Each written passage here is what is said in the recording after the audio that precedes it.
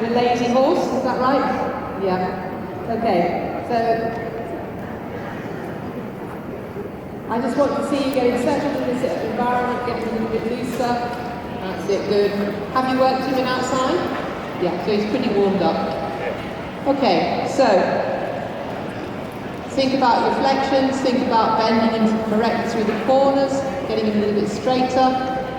And what I want you to work on, because you're going to go really for it in a minute, is to do lots of little transitions. And, go canter trot to begin with. Like Charlotte was saying earlier, the canter, especially with a lazy one, opens up much more opportunities for you, because it gets the horse more supple and more over his back. And it's easier for both horse and rider. Okay, so just riding that canter nicely forward. Don't work too much on a collective feeling at the beginning. Good, and now go forward on the long side, go. Come on. I think we're going to see a little bit of a difference when Charlotte gets on. We're going to have a yeehaw moment, I think. Now bend him in the corners, that's it. Don't let him struggle with the corners because you haven't set him up correctly. Because then, it's your job to make everything easy for him, so he wants to do it, yeah? Now forward again. Go. That's it, now bend him again. That's it, good. And forward again. And a little bit back again, bend him. Right, now go forward. Yeah, and now bring him back, collect him again. Good, now take him on a big circle. Keep him supple around your left leg. That's it, a little bit more jump in that canter. There you go. And then just make a change of rein with a flying change. Okay, now he wasn't obedient off your leg then, so it was pretty rubbish. So come back to walk. Woo. Strike off to the left again. Left canter, into counter, good. Right, now make him a little bit quicker off your leg and use your leg a little bit quicker. And then ask him for another change. Alright, better. Okay, same thing on this rein, a little bit of forward and back. And go. Good, now collect him again. Good, keep him supple. In the corners, good. Now hands back. Now it's interesting, when I say to you supple him, your immediate reaction is to pull on the reins, yeah? You have got to learn to ride your horse from back to front through a softer arm. Keep him a little bit looser now. And now go. Go.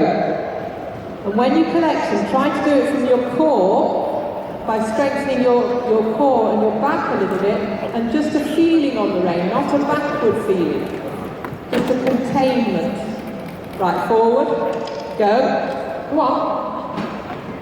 Now bring it back, and try not to use your hand too much, just sit up and use your leg. That's better, that's a little better. Now bend him. Okay, now watch that you don't take too much on that curb rein. Keep him on the snaffle a bit more, let your curve out. Snaffle rein. Alright, and come on a circle. Okay, and come back to trot. Are you ready, Charlotte? Good. All right, and then back to walk again. Now don't pull, soften those arms. Soften your arms. That's it. Okay, right. You okay up there, lady? Pardon? You okay up there? Pardon? Yeah. Sorry, I can't hear. It's very distorted in here, the microphone, and you can't actually hear. It's really horrible, actually. So I can hear myself talking. So I haven't actually sound this one either. He is a trained Grand Prix horse, and Taylor's very lucky to have bought him, and she's going to learn an awful lot from him. So I thought it'd be a good one, hopefully, if I can get on and show a little bit of the changes, because we haven't really got there. Taylor, what did you think about walk to canter transition? Very nice. Not better than that. She gave him a gasp of astonishment. The horse went forward, but as I say, it's all about, he's a trained horse, and it's all about learning how to have the confidence to give them that freedom to move. And it's not always easy to buy a training course because obviously you have to learn someone else's aids and the way someone else has trained the horse, and you have to learn or try and adapt to that horse and then make it your horse. And a horse like this will probably have a few habits and they know their job and he will take over. And because Taylor's only 14, she doesn't really know, so he knows, she doesn't know, and he will be doing things that he knows he can get away with. But poor him, he's got me now, so that's going to change. I'm just getting a feel of him. So my first feeling is he's a bit stiff to the left, so just try and get him a bit loose with my hand. So we have a 14-year-old horse as a 14-year-old rider, and I think the horse is at the moment trying to train the rider rather than the rider trying to train the horse with Taylor's partnership. I think, you know, as Charlotte says, he's been ridden by lots of different people, and that she's used to going with the whip, so you know she's taken the whip so far, and what she's going to try and do is develop his reaction to her legs so that eventually she can ride him without the whip. You can't just get on and change things instantly, especially with an older horse. So there you saw me do a flying change. That was a very bad flying change, but he's actually a little bit slow off my leg aid. So now I've got to make him a little bit sharper, a bit quicker. So then I get a clean change because I've got the canter a bit more active, a bit more bouncy, and he has to be a little bit hotter off my leg. Good, so I'm just going to test out, just doing one change out, one change back, just so I can get a feel of them. Good. Good. Because everybody's aid to a flying change is different. So I can't do changes on Carl's horses, and Carl can't do changes on my horses, which is quite funny. Because his legs obviously are a lot longer than mine, we get them eventually, but at the start it's a bit confusing for the horse. But the good thing is, he still can't do them on for leg row, which means I know he'll never take him.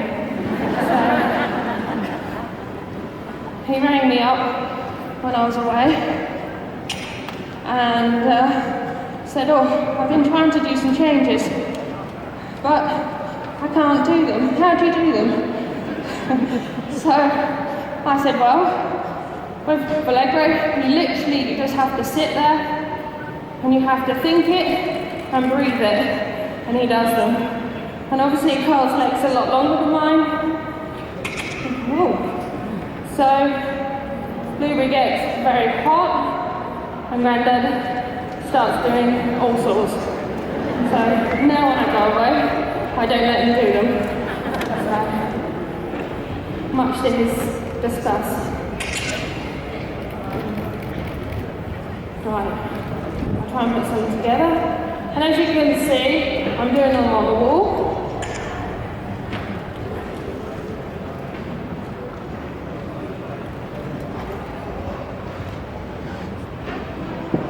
Good. Okay, so add one.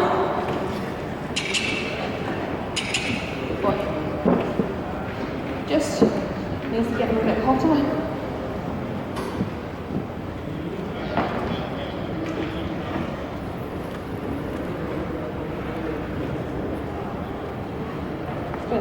So I'm actually going to do them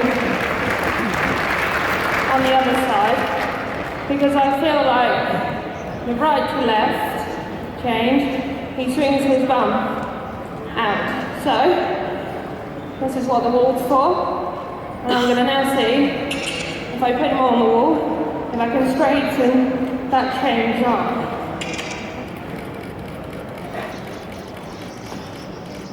There you go, so he's now taking over. So now bring him back. Good. Right forward. And back.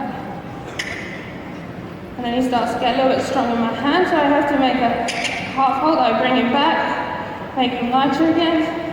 Just bend him, soften him.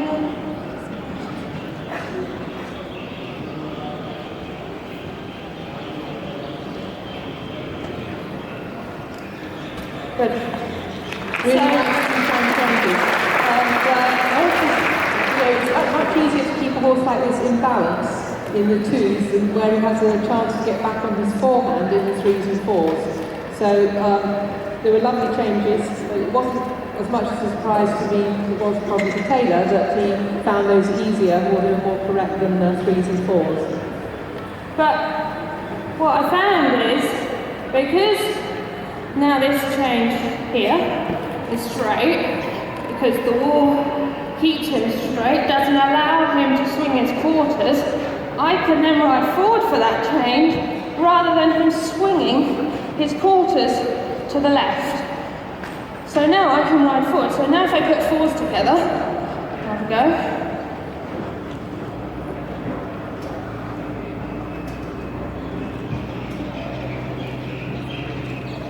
See how much easier it is to ride because he is straight. Wow, I've got some ones. This could be interesting.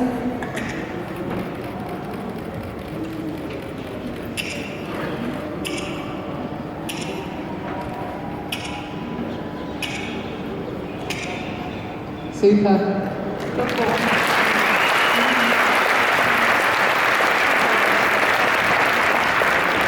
That's class riding.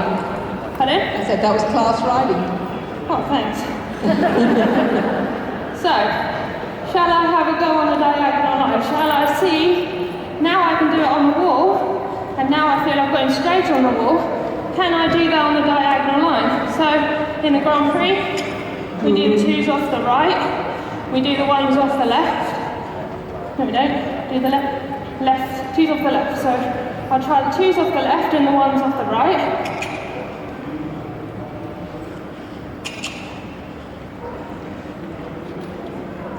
Just do it like good.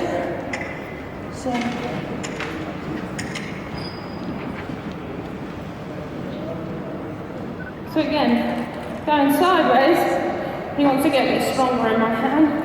So I have to correct him. Bring him back. Make him quick with the high leg. So, turn on the line, ride him straight. Okay.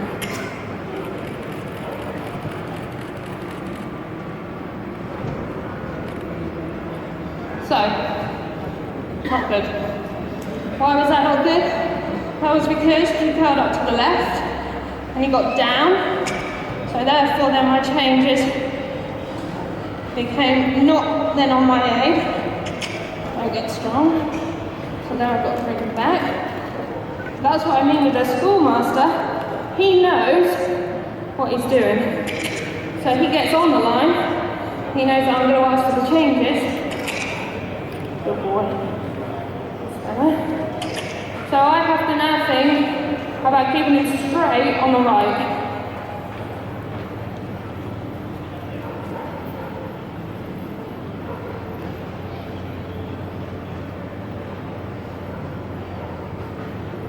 Good. Well done. Right. I might have got all those changes, but I can still feel, and you could probably see if you were still on the diagonal line, that his quarters were still to the left. So, at home, this is why we do all the work on the wall, because the horse never learns to not be straight. So that when I get on the diagonal line, he is straight. Right, try the ones. Bring them up.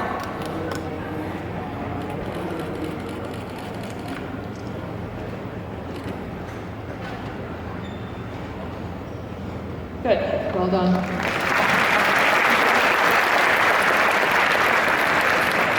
So, for a bigger mark, obviously you want bigger changes. You probably want them a bit more uphill, but he did them. And that's how, as a rider, I have to think, because unfortunately, a 7 nowadays, or an 8, isn't good enough. I have to be riding for 9s, and I have to be riding for 10s. Because 70%, a few years ago, I dreamt about them getting 70%. I've now hit the 80s, and I have to be in the high 80s to stay on top.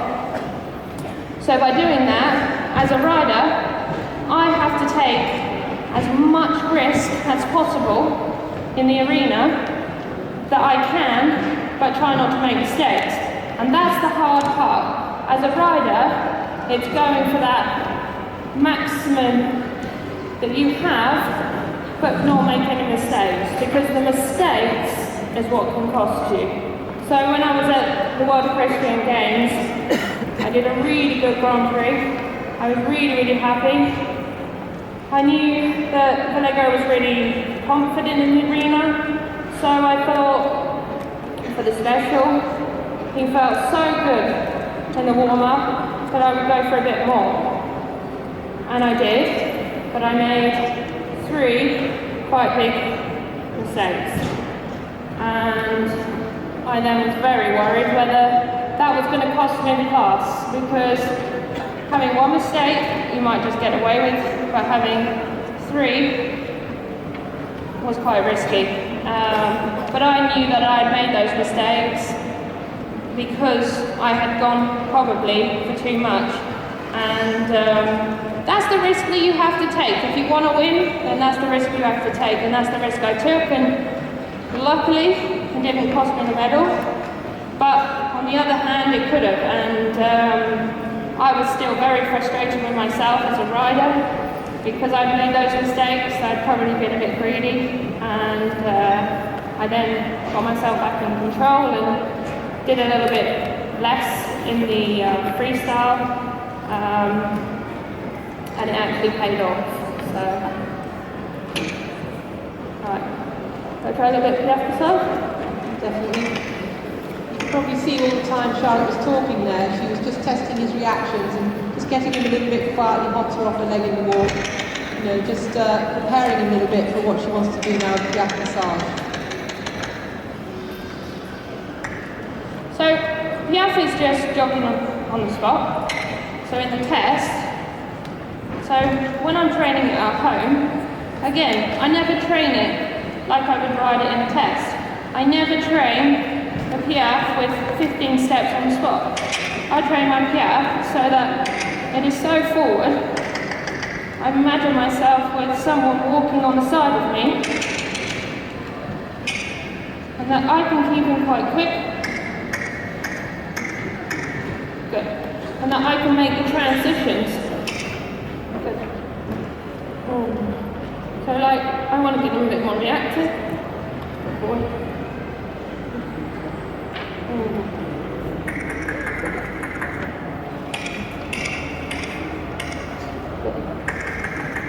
Good boy. Yep, clap. Clapping and I might go faster.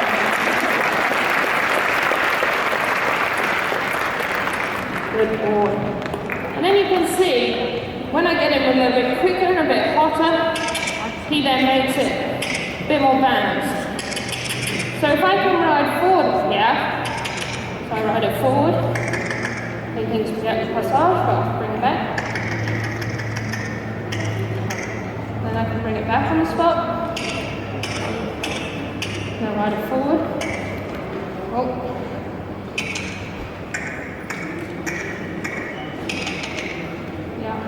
Good. Oh, we didn't like that. You had a reaction. I got a reaction, but you didn't like it. Good. Good boy.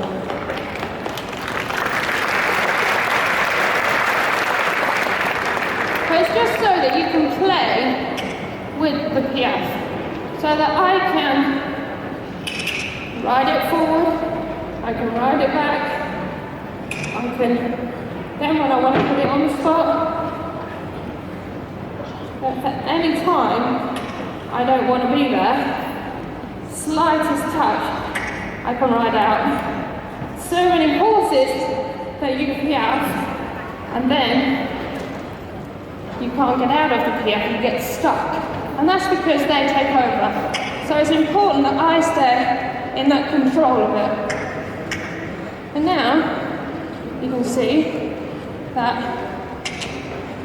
I can put, because he knows the passage, I can put the passage into his trot, which then creates the suspension and then makes him look much more appealing, much more like a dressage horse or Grand Prix horse. So how do I do that? So if you watch his normal trot, so he trots like this. Ooh. Good. So if you were going to look at a horse and you saw his horse trotting just like this, what would you say? You'd be pretty bored, wouldn't you? It's a nice trot, but it's not a flashy trot. And if I pick up my reins, 9-10 years of training, I sit, put my leg on, put a bit of suspension in. Look how that trot changes.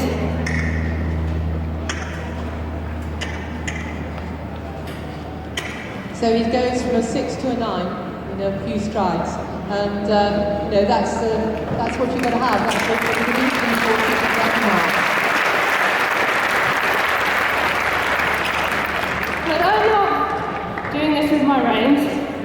I'm literally doing this with my seat. When my legs hang, I'm not gripping. Make a little calf hold with my reins, then making a big kick on my leg. And then I sit quiet and I let him do the work, so that I'm not interfering, I'm not annoying him.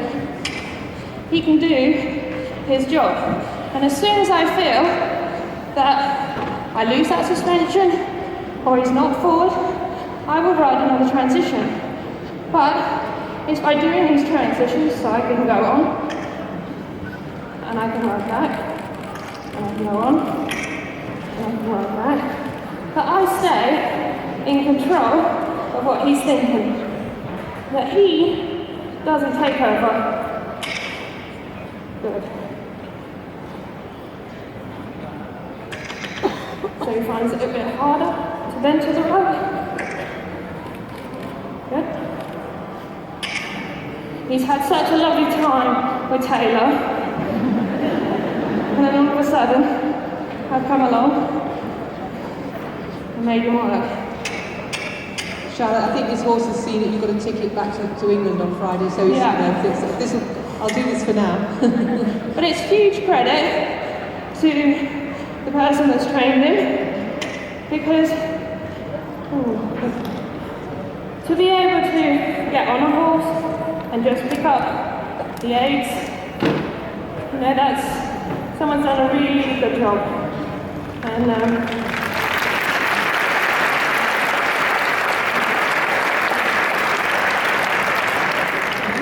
I think for Taylor, at 14 years old, to have a horse like this to learn off, she's a very lucky girl. And she's going to learn an awful lot. And she's going to pick up a lot of experience from him. And when he learns, or when Taylor learns,